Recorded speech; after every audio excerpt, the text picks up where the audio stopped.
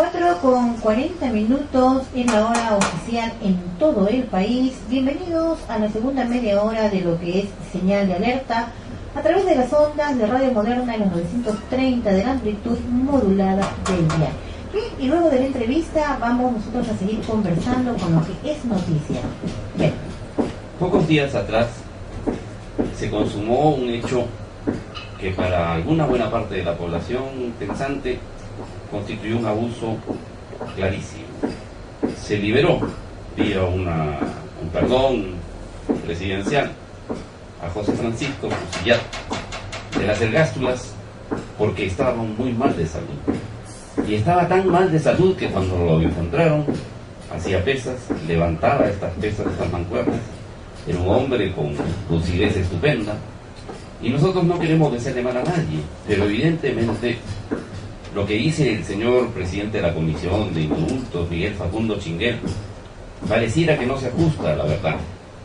Hay médicos que están opinando porque la condición de paciente del señor Fusillat no era tal cual dicen de grave, no era tan enfermante ni problemática como para impedir que el señor siguiera pecando sus pecados, es cierto, penando sus pecados, pagando sus pecados, y que permaneciera a la sombra. No obstante, ya salió y pareciera que no está en el país, pero no es eso el fondo.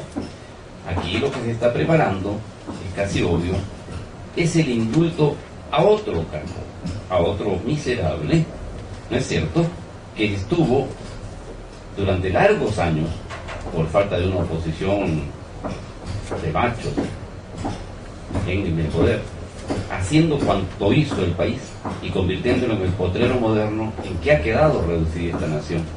Me refiero al señor Fujimori. Señor, por cortesía y por respeto a nuestros oyentes, este individuo japonés, aparte de cobarde, no solo regaló el país de pocos vía concesiones y contratos de hechizos, no solo desnacionalizó el país, sino que hasta rompió lo único que quedaba de autoestima y lo convirtió en una isla internacional de rescate de 1001 inmoralidades.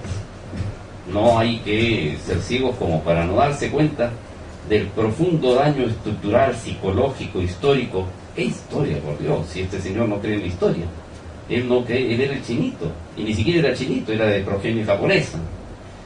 Le hizo al país. Y la historia de fondo, la que debemos entender, es que se viene de alguna manera, si es que no los hacemos retroceder, y digo los fastos de la decencia, no hablo de partidos políticos que no existen en este país. Lo que hay son puras juntas electorales y puras juntas repartidoras de cargos, y eso es una vergüenza. Y que me escuchen los amigos que suelen llegar por aquí, porque se los decimos a ellos mismos en sus rostros, y ellos a veces admiten la pobreza de sus entidades políticas. Se viene la amnistía a Alberto Kenya Fujimori. ¿Se puede perdonar así porque sí? Aparte de los juicios, ¿se puede conceder la posibilidad que esto ocurra?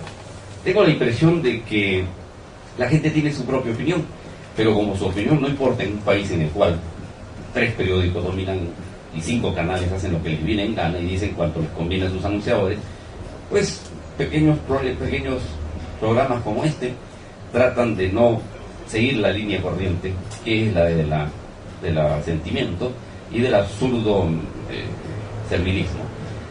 Florecita, ¿tiene alguna opinión en particular? Bien, efectivamente, lo que tú dices, Herbert, corresponde pues en gran parte a la realidad.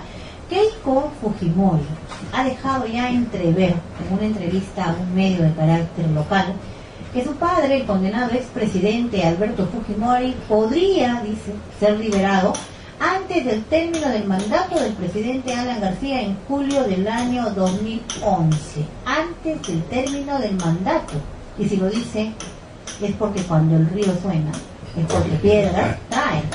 Efectivamente, ¿no? O sea, si ella lo dice, es por algo. Fujimori Ushi, pues quien va a postular a la presidencia, pareciera ser que eso ya es un hecho de la República, si las bases de su partido Fuerza 2011 lo determinan, ha cifrado pues esta esperanza. Y estas cosas, como nosotros solemos decirlo, suceden solo aquí en el país, ¿verdad? Sí, así parece. Bueno, somos un país muy fértil en ocurrencias, un país en el cual llueve para arriba. Y eso no, ya no parece raro. Pero como hemos visto en la canción de Luis Aguilé, hay también otros países en los cuales al que le cae el guante que se lo chante. ¿Cuándo cambiará todo esto? ¿Cuándo, digamos, se va a revertir la justicia? Hay gente que de verdad es inocente y continúa en las cárceles. En el caso de Crucilat, por ejemplo, el señor se la pasó en una clínica particular, ¿cierto? Sí, así es. No estuvo nunca en el penal, ¿cierto? No iba a Hipólito Unanue, no iba a Valdezán, no iba a Daniel Alcides Carrión, que es a donde van, digamos, los presos comunes o de las cárceles en nuestro país que tienen que hacerse ver por alguna enfermedad. ¿A dónde van? A Hipólito Unanue, donde permanecen en una cama y el médico si quiere los atiende y si no, no. Así es como se trata a los que no son presos de alta alcurnia y con dinero, como es el caso de Crucilat. No sé si es de alta alcurnia, porque los delitos en que incurrió son de muy baja pero puede, estafa. claro, pero puede pagar, ¿cierto? Que bueno, esa es otra cosa. Puede pagar los beneficios, puede ser de un tipo muy corrupto. Lo cual nos lleva a una conclusión inequívoca. En el Perú la justicia tiene precio, la tendrán los jueces y los estudios de abogados que ponen precio a la cabeza de ciertos periodistas y ciudadanos que dicen la verdad. Ese es un tema que ya hemos que tratado. quedaría para otro programa y en todo caso es la forma como se pagan los favores en el país, ¿no? Bueno, lo cierto y incierto está totalmente indultado, está libre en las calles. Y por ahí teníamos también una noticia en la cual, digamos, se pretende, con esto de los petroaudios, que ha quedado prácticamente sin efecto, que el Poder Judicial ya no los necesita como una prueba inmediata, podría quedar también, al no haber pruebas, ¿quiénes más podrían estar saliendo ya?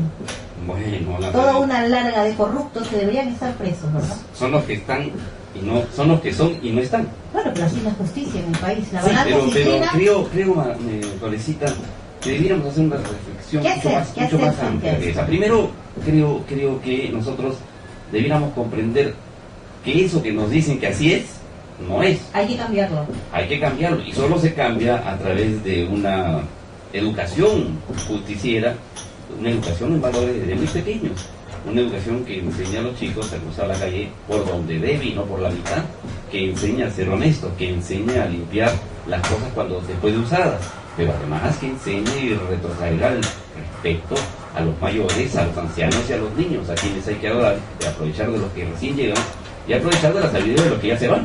Esas cosas se están olvidando, lo cual es una cosa pero impresionante, porque en los extremos se junta pues la riqueza de los países. Este es un país en el cual despreciamos a los ancianos, los confinamos a morirse de hambre literalmente, y a los niños muchas veces los atropellamos de una manera tal